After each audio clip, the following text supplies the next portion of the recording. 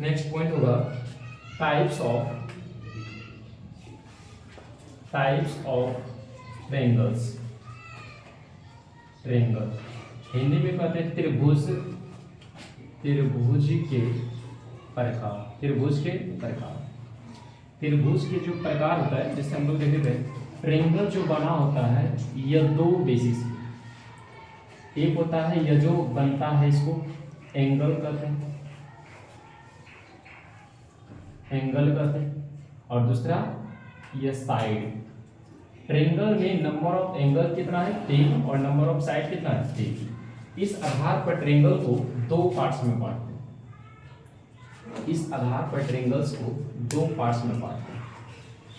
हैं। एक होता है हमारा on the basis of A number, on the basis of angle,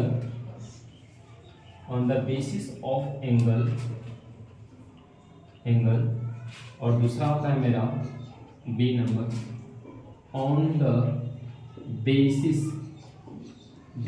of side.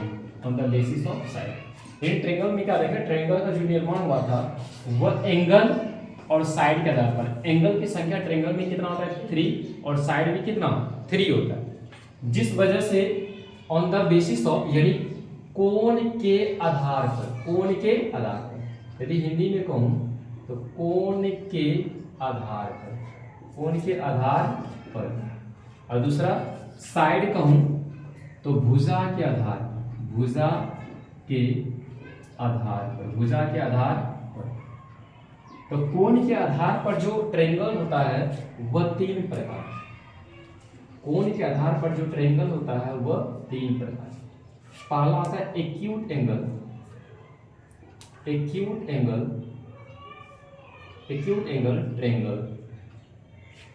Triangle. दूसरा होता है right angle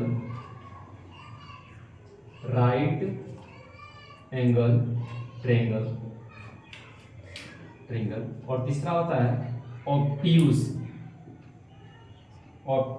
angle triangle. Acute को कहते हैं न्यून कोण त्रिभुज।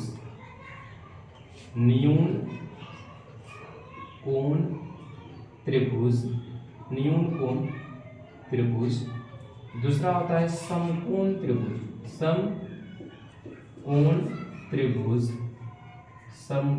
त्रिभुज, और तीसरा होता है अधिक कोण त्रिभुज।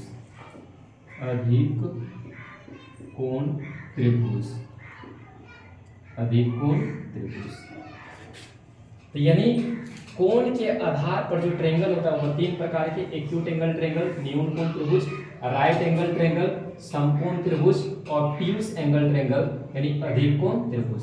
सेम सिमिलरिटी इसमें भी पाया जाता है कि on the basis of side के आधार पर, चूंकि साइड 3 होता है इसलिए साइड के आधार पर जो ट्रायंगल होता है वो 3 प्रकार का। पहला होता है इक्विलेटरल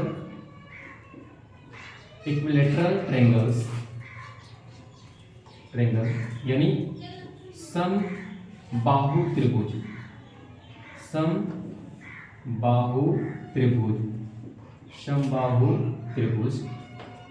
दूसरा होता है हमारा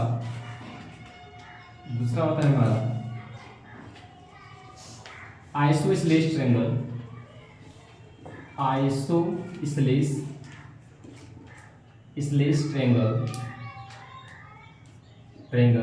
जिसको समद्विबाहु त्रिभुज कहते हैं। और तीसरा होता है स्केलर ट्रायंगल, विषम बाहु त्रिभुज।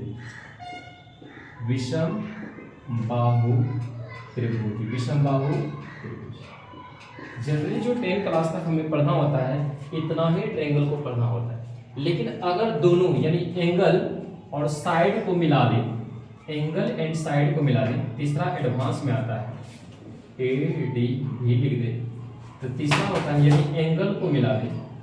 एंगल और साइड को मिला दे तो एक विशेष प्रकार के ट्रायंगल का निर्माण होता है जिसको कहते हैं आइसोस्सेलेस, यानी इसका बीच वाला और इसका बीच वाला आइसोस्सेलेस राइट एंगल ट्रायंगल, यानी आइसोस्सेलेस राइट एंगल ट्रायंगल। हिंदी में इसको कहते हैं समद्विबाहु समकोण त्रिभुज।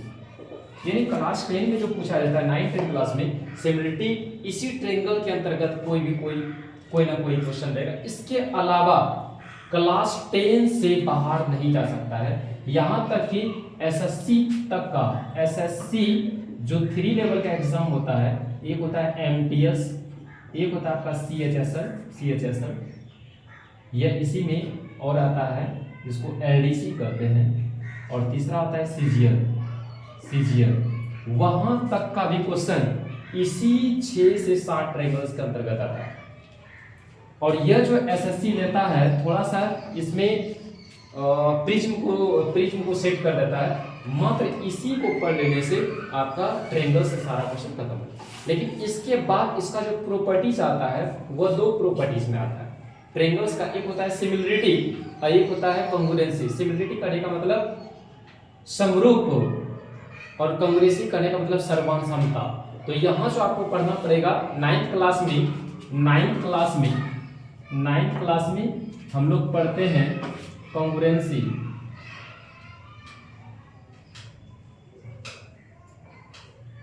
कंग्रुएंसी यानी सर्वसमता के बारे में। लेकिन 10th क्लास में पढ़ते हैं हम लोग बेसिकली सिमिलरिटी के बारे में, सिमिलरिटी यानी समरूपता के बारे में। और यह दोनों को अटैच कर दें तब दोनों 9th और 10 जो है दोनों खत्म हो जाता है। दोनों का सबसे अच्छे चैप्टर में से यह ट्रायंगल्स बेस्ट चैप्टर माना जाता है। इसी के अनुसार से आपका कोऑर्डिनेट ज्योमेट्री बनेगा। पहले आप इसे नोट करें, उसके बाद आगे।